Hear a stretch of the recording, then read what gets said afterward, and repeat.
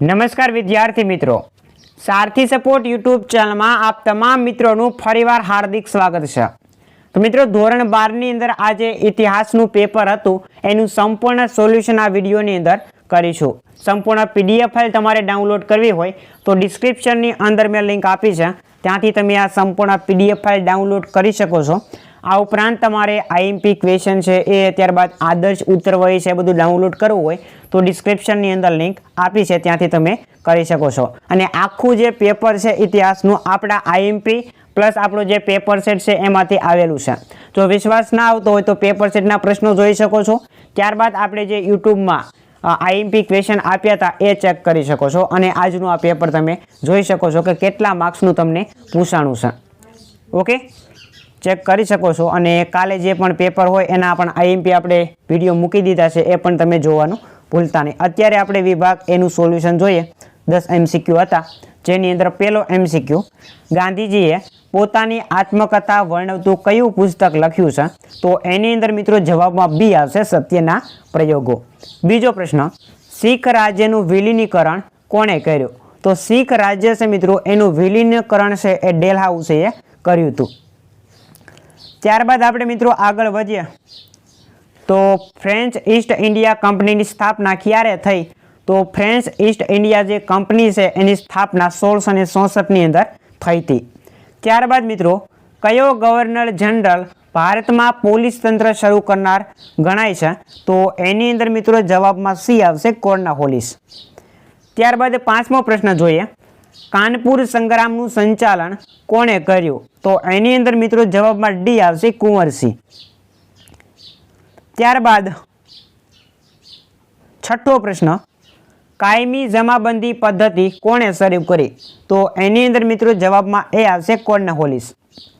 ત્યારબાદ થિયોસોફિકલ સોસાયટીનું કાર્ય હિન્દમાં આવીને કોણે ઉપાડી લીધું? તો એની અંદર મિત્રો જવાબમાં આવશે એની બેસન્ટ। ત્યારબાદ 8મો પ્રશ્ન છે, સ્વરાજ મારો જન્મસિદ્ધ અધિકાર છે, આ જે સૂત્ર છે એ કોણે આપ્યું? તો આ સૂત્ર મિત્રો બાળ ગંગાધર તિલકે આપ્યું છે, તો જવાબમાં ડી આવશે।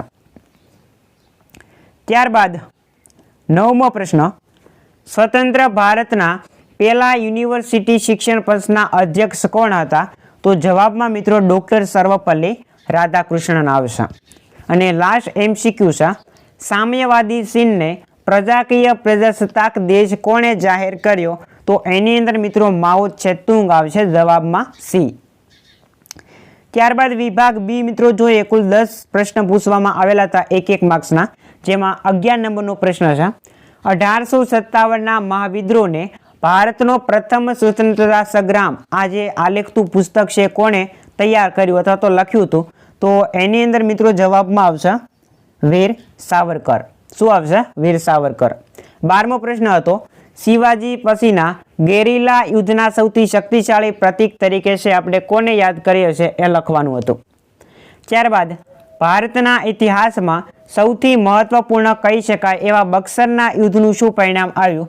તો મિત્રો એની અંદર અંગ્રેજોનો વિજય થાય છે, એના પરિણામે છે બંગાળ, બિહાર, ઓરિસ્સા છે એમાં મહેસૂલ ઉઘરાવવાની જે દીવાની સત્તા છે એ પ્રાપ્ત કરી લે છે અને દ્વિમુખી શાસન પદ્ધતિની શરૂઆત થઈ જાય છે। તો આ એનું પરિણામ આવ્યું હતું।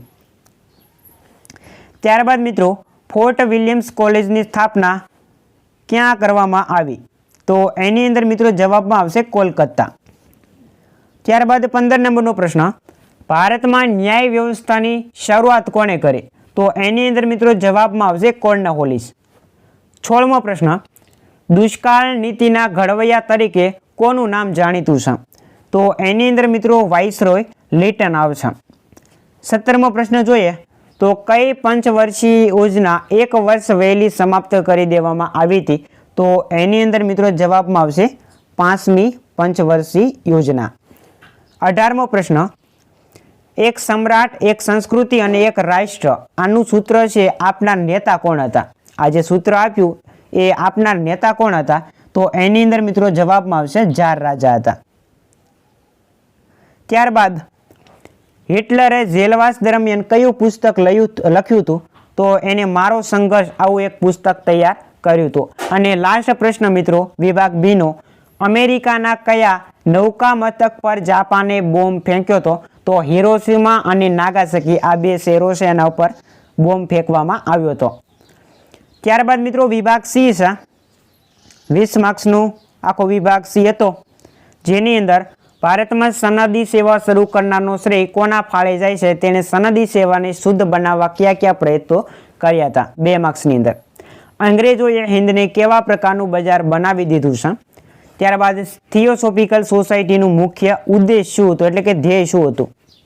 ત્યારબાદ મિત્રો લાલા લજપતરાય વિશે માહિતી પૂછી હતી, તો આમાં તો તમે લખી શકો. પછી ચંપારણ સત્યાગ્રહ વિશે માહિતી આપો. એના પછી મિત્રો પ્રતિધર્મ સુધારણા કોને કહેવાય?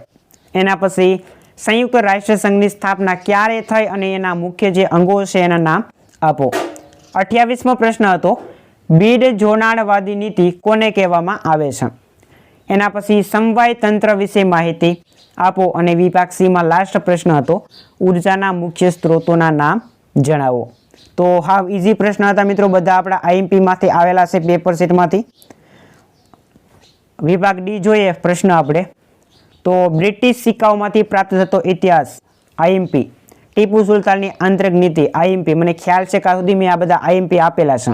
દ્વિમુખી શાસન પદ્ધતિ, એના પછી રૈયતવાર પદ્ધતિ સમજાવો. ભારતના હુન્નર ઉદ્યોગનો નાશ માટે અંગ્રેજોએ કયા પગલાં ભર્યા હતા? અથવાની અંદર. આયોજન પંચના મુખ્ય ઉદ્દેશો, એના પછી ફ્રાન્સની ક્રાંતિના પરિણામો જણાવો.